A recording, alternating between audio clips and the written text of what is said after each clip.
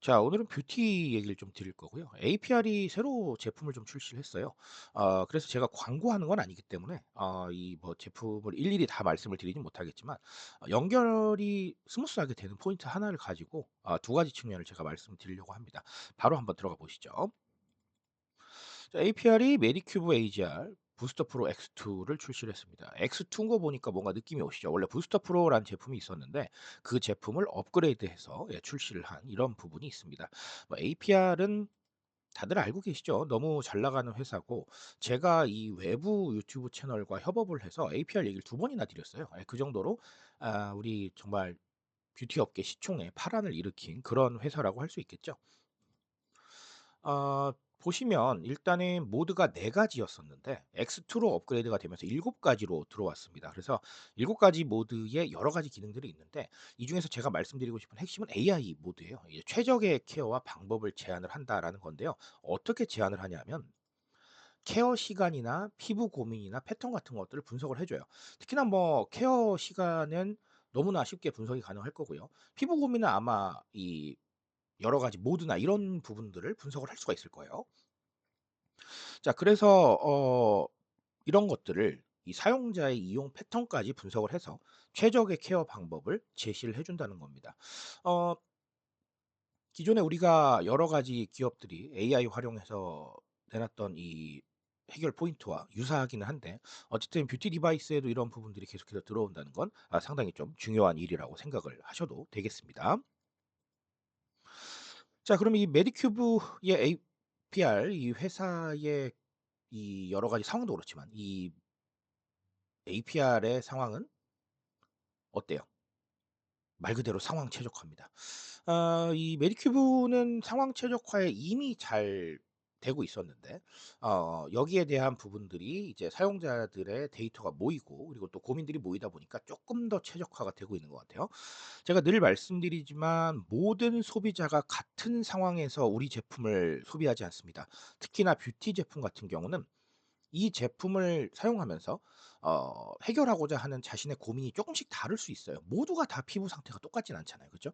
피부 트러블이 모두 똑같은 지점에 나진 않아요. 그쵸?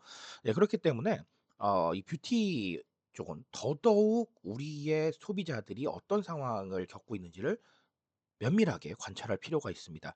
그런 부분들을 이제 메디큐브는 AI라는 개념을 도입을 해서 여러 가지로 좀 활용을 하는 것 같아요. 제가 늘 강조드리는 얘기가 있습니다. "상황만 아셔도 소비자에 대한 이해도가 확 올라간다."라는 건데요. 어떤 상황에서 쓰고 있는지, 그리고 어떤 문제 상황을 겪고 있는지, 그리고 그 문제 상황을 자체적으로 어떻게 해결하고 있는지 이런 부분에 대해서 계속해서 자료를 수집하시고 반영하는 건 정말 기본 중의 기본이고 트렌드에 적응하는 가장 좋은 방식이 아닌가라고 저는 개인적으로 보고 있거든요. 그래서 이 상황이라는 단어 잊지 마셨으면 좋겠습니다. 자, 그리고 메디큐브는 지금 개인화를 향해서 점점 나아가고 있죠. 기존에 개인화가 없었던 건 아닌데 개인화 지수가 굉장히 많이 올라갔어요. 그래서 개인화라는 단어 다시 꺼내야 될 수밖에 없는데요.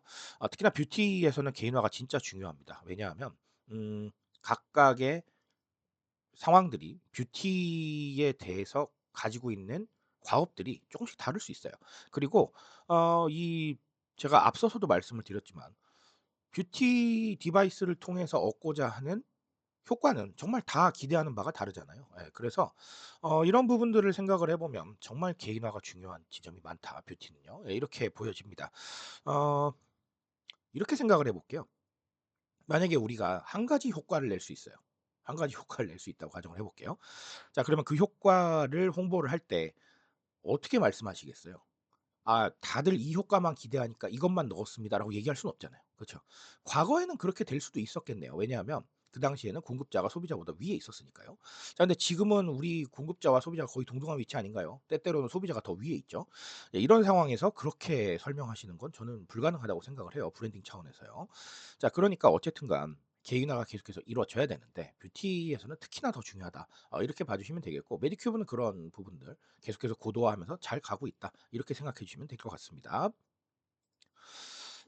자, 오늘 메디큐브 이야기로 간단하게 두 가지 정리를 드렸는데요. 뭐 개인적으로 봤을 때는 당연하지만 조금 더 업데이트한 제품들이 계속해서 나올 것이고요. 그쵸? 주기는 제가 모르겠습니다만. 그때마다 아마 개인화 지수는 쭉쭉 올라갈 거라고 생각을 합니다. 그게 굉장히 중요한 목표이기 때문이에요. 그게 왜 중요한 목표인지는 제가 평소에 계속해서 말씀을 드려 왔으니까 기존 영상들도 한번 봐 주시면 좋을 것 같고요.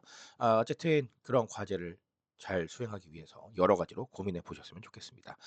자, 오늘 여기까지 말씀드리고요. 저는 조금 더 좋은 얘기로 돌아오도록 하겠습니다.